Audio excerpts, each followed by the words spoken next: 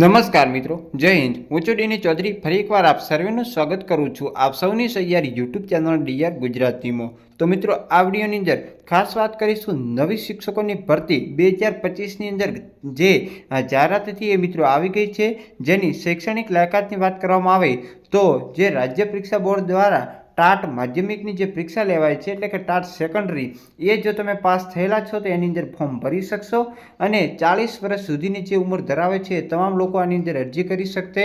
સાથે સાથે જે મેરિટ આધારિત ભરતી કરવામાં આવશે અને ફિક્સ પગાર 24,000 રૂપિયા તમને મળવાપાત્ર થશે।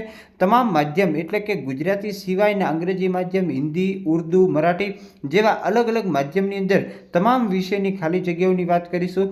સાથે સાથે આના ઓનલાઈન ફોર્મ ભરવાના ચાલુ થઈ ગયા છે। જો તમારે આના વિશે વધુ માહિતી જોઈતી હોય તો વિડીયો છેલ્લે સુધી જોતા રહેજો અને ચેનલ પર નવો તો સબસ્ક્રાઇબ કરી બેલ આઇકન પ્રેસ કરી દો। સાથે સાથે આના ફોર્મ કઈ રીતે ભરવા એની પણ વાત કરીશું। તો ચાલો વિડીયો શરૂ કરીએ।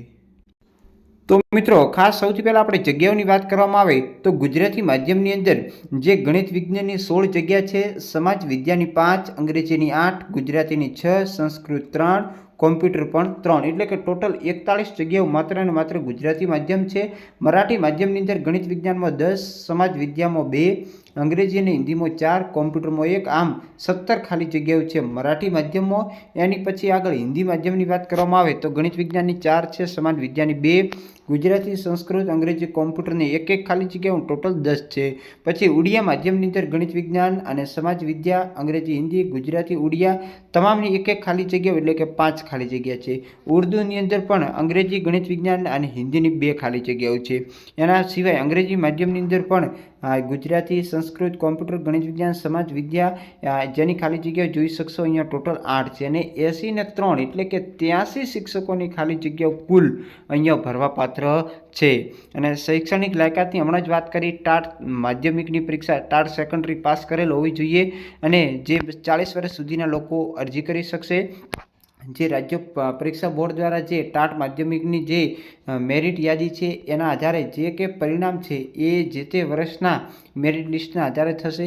40,000 રૂપિયા ફિક્સ મળવાપાત્ર રહેશે અને કરારીય શિક્ષકોનો કામગીરીનો કરાર 11 માસનો રહેશે અને 11 માસના કરાર આપોઆપ તમારો રદ થયેલો ગણાશે। અન્ય સામાન્ય સૂચના તમે જોઈ શકશો કે document verification, walk in interview માટે તમને જે તે સ્થળ ઉપર બોલાવવામાં આવશે અને ખાસ એનું કોઈ પણ પ્રકારનું ભથ્થું આપવામાં આવશે નહીં। અન્ય વિગતો કે જે તમે અહીંયા વાંચી શકશો કે તમારે આની અંદર જે જરૂરી હોય અને ખાસ ઓનલાઈન ફોર્મ કઈ રીતે ભરવું, તો મિત્રો સૌથી પહેલાં જે તમારે લોગિન કરવાનું રહેશે, એના પછી મોબાઈલ નંબર વેરીફાઈ કરવાના, પછી એકાઉન્ટ કમ્પ્લીટ કરવાનું, એના પછી યુઝર રજિસ્ટ્રેશન કરી અને સાઇનઅપ કરી પછી તમારે લોગિન કરવાનું છે।